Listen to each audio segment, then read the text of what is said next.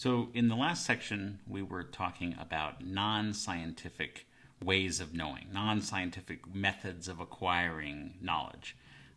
And one of the main reasons we were talking about those was to see that they each have certain limitations. So let me give you one more example of that. Let's talk about the rational method, or I'll just call it logic here.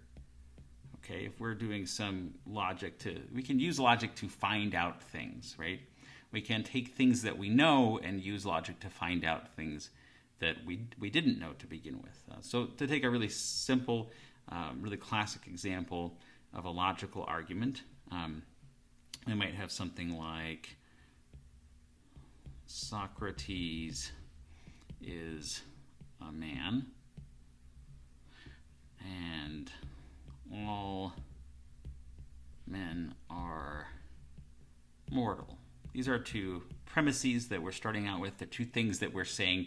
We're taking these as given. These are things that we know. Now let's try to find something we don't know. So if Socrates is a man and all men are mortal, we're going to say therefore something. Well, hopefully you can see the conclusion is therefore Socrates is mortal. Right? And that makes sense. But here's another example. We could start off with something like Socrates is a fish. All fish like to eat cake. Therefore,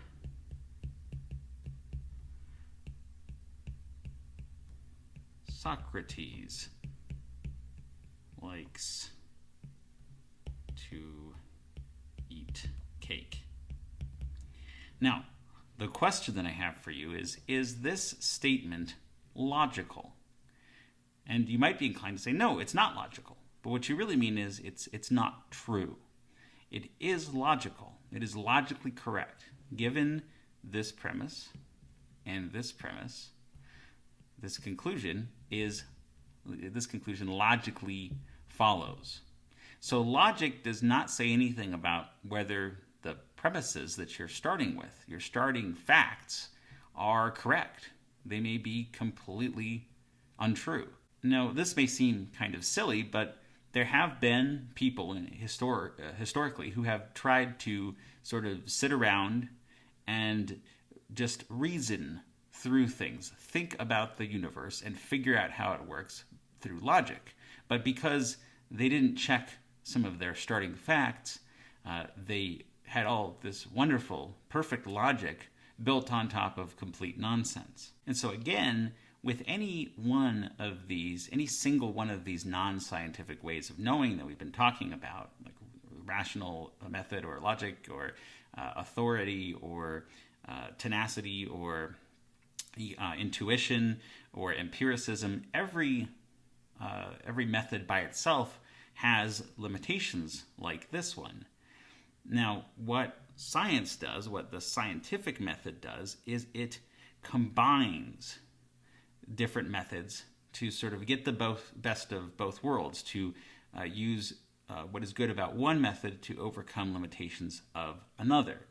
So, for example, we can use empiricism here, right? The empirical method, or empiricism.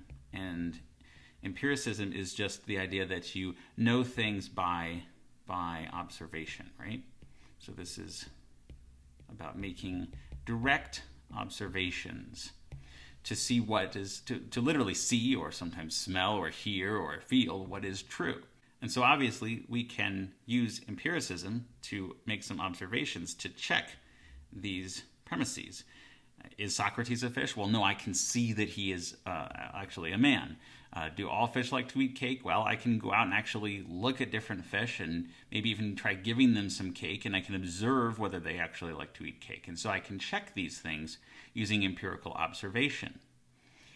If we turn it around the other way, sometimes empiricism has some limitations.